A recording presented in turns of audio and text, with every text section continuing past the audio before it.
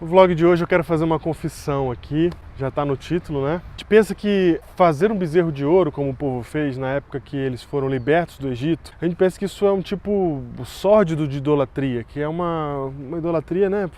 Os caras, eles acreditavam no que os egípcios acreditavam, resolveram fazer um bezerro de ouro e tal, mas se você olhar bem na doutrina egípcia também não é uma cultura forte esse lance. Por que eles fizeram exatamente isso? A gente tem que entender um pouquinho sobre boas intenções. Tá? E a gente vai descobrir a partir do momento que a gente estuda um pouquinho que o contexto aí é outro, na verdade. Vamos explicar o que está acontecendo.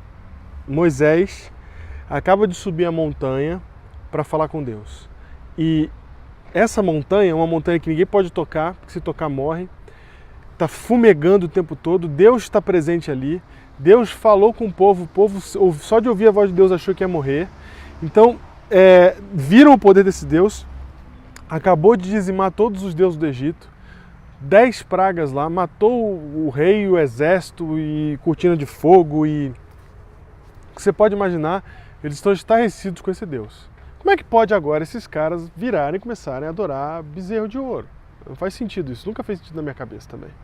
Achava super estranho isso, nossa, o homem era muito ímpio naquela época. Mas você tem que entender que o homem naquela época é igual a gente hoje, a mesma coisa. Então, você quando descobre o que realmente aconteceu, fica um pouco mais claro para entender e ver que a gente está mais parecido com eles do que a gente pode imaginar. E especificamente na questão do bezerro de ouro, o povo começou então a ver Moisés subir a montanha, Moisés subiu e desapareceu. E ficou lá dias. E a montanha fumegando, e o trovão, e aquele negócio. 40 dias depois que Moisés tinha subido, você fala, morreu, certeza. Aquele velhinho de 80 e poucos anos que eu vi subir aquela montanha, morreu, não pode estar vivo. Ok, tudo bem que ele conseguia tocar na montanha, que Deus falava com ele, etc e tal, mas subiu lá e não desceu, está morto. E aí, o que a gente faz então? A gente tem que adorar esse Deus. Esse é o Deus que nós queremos. Ele foi ele que nos libertou, foi ele que fez todo o processo, é ele que é o poderoso e é ele que a gente quer adorar. Como é que a gente vai adorar ele? E aí chamaram o irmão de Moisés, que também teve revelação com Deus, né? Que posso dizer assim, o mais próximo de Deus que eles conheciam ali, o chefe dos sacerdotes, chamam ele. E ele faz parte do processo da criação do bezerro de ouro, mais absurdo ainda. Aí estudando um pouquinho a história, a arqueologia, o contexto, a gente percebe que, na verdade, o que eles estavam fazendo não era adorar o bezerro em si, mas criar uma forma de culto para adorar o Deus verdadeiro. Naquele tempo, o bezerro, o animal novo, era tipo a limusine do rei. Então, quando chega o rei, o presidente, ele vem de limusine. Naquela época era o animal novo. Jesus entra no jumentinho, lembra? Então, o bezerro de ouro representa isso. Se você quer saber mais sobre isso, assiste o Hiperlinkados, né? Ouve Biblecast, que você vai saber mais desse assunto. Mas, enfim, quando eles colocam um bezerro de ouro ali, é como se estivesse fazendo um trono para Deus vir aqui. Então, em outras palavras, Deus está lá na montanha, lá no Sinai, ele está lá em cima, e não tem mais quem faz esse contato, porque Moisés não está mais ali na área. Então vão fazer ele vir para cá. Vem para cá, Deus. Faz então o bezerro de ouro para adorar a Deus. E fazem a festa e o culto do jeito que eles imaginam que fosse o jeito para atrair a Deus. Todo o sistema pagão que Deus queria exatamente destruir, a ponto de escrever na primeira lei, não farás para ti imagem de escultura, não terás outros deuses diante de mim.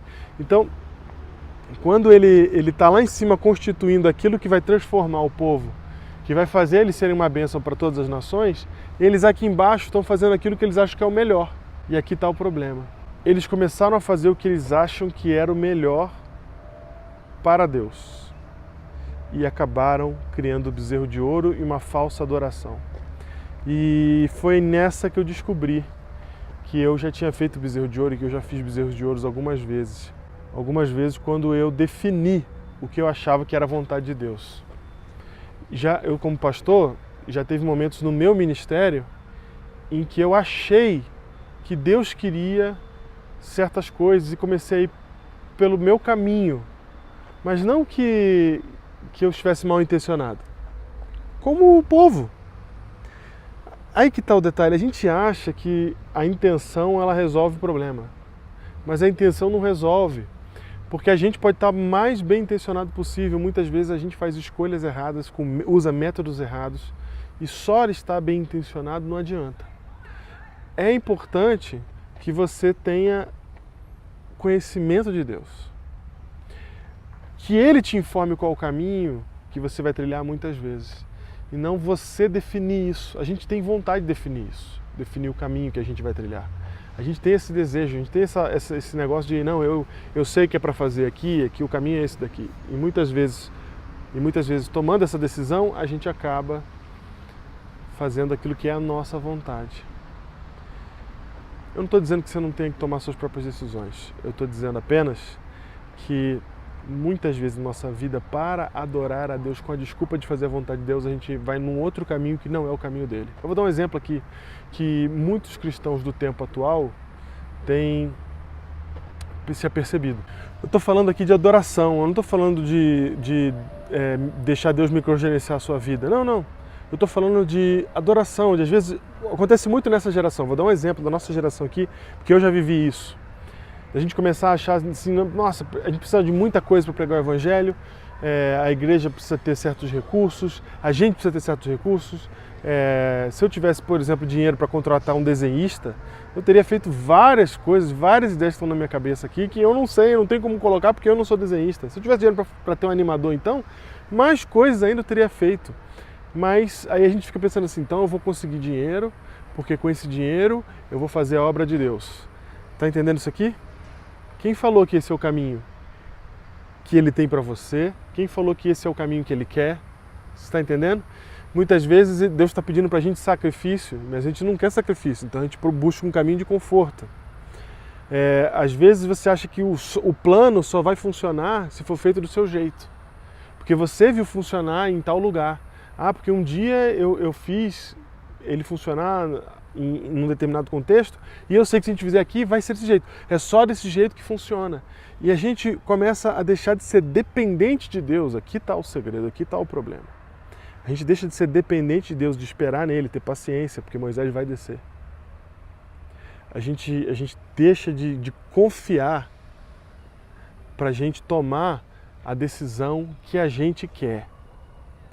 E quando a gente toma a decisão que a gente quer para Deus, mesmo que seja num contexto de adoração, de serviço, a gente pode estar fazendo bezerro de ouro, como eu já fiz alguns. Pode ser que você esteja fazendo alguns também. A nossa vida, a gente tem liberdade, Deus dá essa liberdade para a gente, inclusive tomar decisões, fazer escolhas. Mas a gente tem a chance e a oportunidade de todos os dias de ser dependente de Deus, de buscar a Deus e saber qual que é o caminho, qual é o melhor jeito, qual que é a tua vontade. Eu não vou te adorar do jeito que eu quero, eu vou te adorar do jeito que o Senhor quer. Quem tentou adorar do seu próprio jeito foi Caim, né? A gente não tem que adorar do nosso próprio jeito. O pecado do povo com bezerro de ouro é o mesmo pecado de Caim, é o mesmo. Não é um novo pecado, é o mesmo pecado. E esse pecado, eu e você, nós estamos expostos a ele e podemos sensivelmente perceber que a gente comete ele com facilidade nos nossos tempos, no nosso dia hoje. Não era o povo que era muito pervertido. A gente até hoje é igualzinho. E pode ser que por bons motivos, esses bons motivos, né, com boas intenções, a gente pode estar fazendo a nossa vontade e não a vontade de Deus. O que eu quero que você questione nesse vlog é: o que você está fazendo para Deus, para os outros, para o bem, o que quer que seja? É a tua vontade ou é a vontade que você aprendeu em Deus, no conhecimento que você tem dele? Essa é a grande questão. Abraço, até o próximo vlog.